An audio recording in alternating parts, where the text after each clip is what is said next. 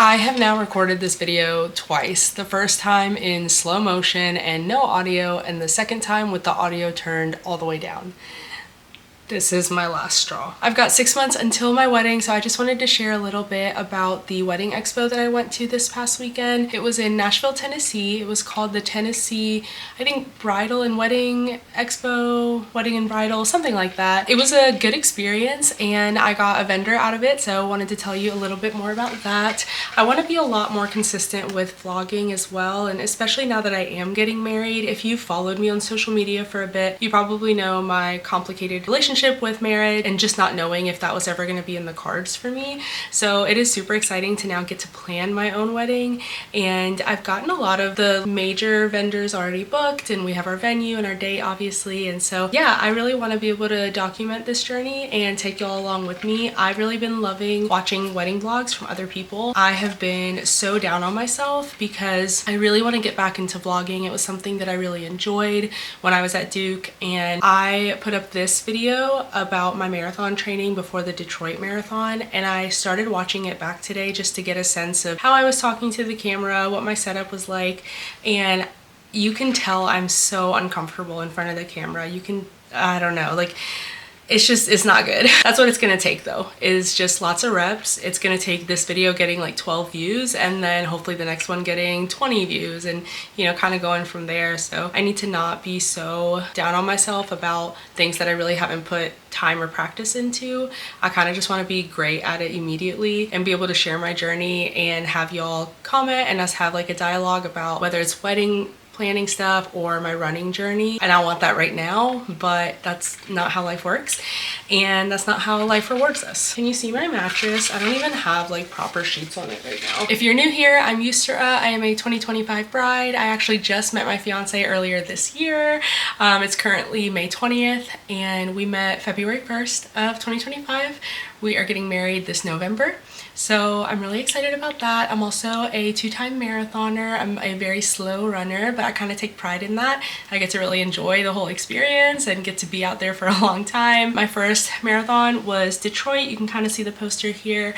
My second marathon was the Disney Marathon, and then I've got Sydney and Chicago coming up as well. So if you're into that sort of thing, I'm going to be sharing my journey with that as well. Now, the expo. So I got there around like 3:15, 3:30, and it was going to end at 5 p.m. So I was kind of on a mission to really hit all of the booths. It was a lot smaller than I expected. I went to another expo at the Nashville Fairground last month, and it wasn't wedding related, but that one was massive. Like there were, I mean, hundreds of booths in all the different expo centers. This one just had one building, but it was still like a really good array of people. They had wedding planners, photographers, they had DJs, musicians, like rental companies where you can get your tables, chairs, linens, etc., which we do need to do. Our venue doesn't really come with anything, which is kind of why I like it. It's kind of a blank slate, but at the same time, that then means we have to put in work into the design and renting all that stuff. So it was kind of cool to see some of those companies be at the expo and be able to see their products in person. I live about 3 hours from Nashville, so while that's not super far, it also is a little bit of a trip to go down there, and I can't just easily go down and like look at the stuff in their warehouse. That's why these expos are really nice. And at the expo, a lot of people were offering like giveaways or discounts, especially if you book with them that day. So the one person I ended up booking actually was a musician. The song I want to walk down the aisle to is a very string instrument heavy piece. Anytime I listen to it, I feel like I'm just transported to another world, which is the feeling I want to give my guests as well. So I would have been totally fine without a live musician, but I think this is just going to elevate things even more. We have him booked for the ceremony, and then we may upgrade to adding the cocktail hour as well. It just depends on how we end up setting up the wedding timeline and what the flow of events is going to be, but I'm pretty sure we're going to end up wanting him for cocktail hour as well. Me and his wife like bonded about books when we met, and it was just a really good vibe from both of them. So that's something I've been looking for in my vendors as well, is how well I get along with them. Do I feel comfortable with them? Do I feel comfortable asking them questions and not negotiating, but just like letting them know what I do and don't like? So far I've had pretty good luck. I also spoke with another group that doesn't offer single musicians, but they do offer duos, trios, and quartets. And they were super good. They were performing live, but their prices were a bit higher, especially because they don't offer just one person to come.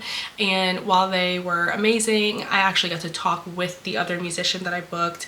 Really liked his vibe, and his prices were really reasonable, I thought. So I'm super excited to share about that. But yeah, being 6 months out, we have our photographer, videographer. Honestly, we have a lot of our vendors, which is exciting, and I like to just book things and have them done and check them off of my to-do list. So really the big things that we're looking for now are a baker or a bakery to get our cake. A lot of bakeries have turned us down because of the fact that our wedding is around like holiday time-ish, and so they just know they're going to be really busy for the last couple months of the year, and they can't commit to making a wedding cake for us. So here is some of my vendor team. I love them all so much already. Their work is so good, so I will go ahead and link them down below. I know a lot of brides don't end up sharing who their vendors are until after the wedding, and I think it'll be okay that I share them now.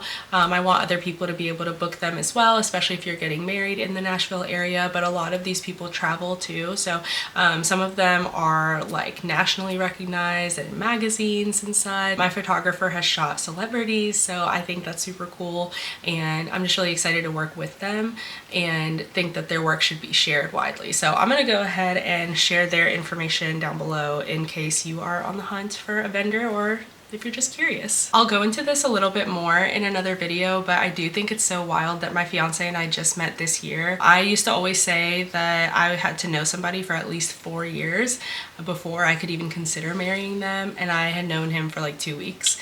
So yeah, it's kind of a cool story though, so I'll have to tell details about it more in another video. Thank you for listening to me yap about the expo. Next week I have a meeting with my planner and with a couple of people from different rental companies just to get an idea of like their vibe, what they can offer, what their pricing is like. And then the meeting I have with my planner is going to be a design meeting, so they'll present to me what like different tablescapes might look like, what the flow of the event might look like in terms of like we want to do a mix of rectangles and circle tables versus just having all one kind. So I will keep y'all updated on how that meeting goes and what we talk about. But yeah, I don't want to keep so much of it a secret that then there's nothing to vlog about, but also I want enough of it to be a surprise for my bridesmaids, for my future husband, for my family. So I'll see what I can do with regards to sharing stuff, maybe snippets here or there, but I'm definitely sharing a lot more over on Instagram. So if you follow me there at the DPT Diaries, you can follow along this journey as well as my running journey too. Thank you for watching, and I will see you in the next one.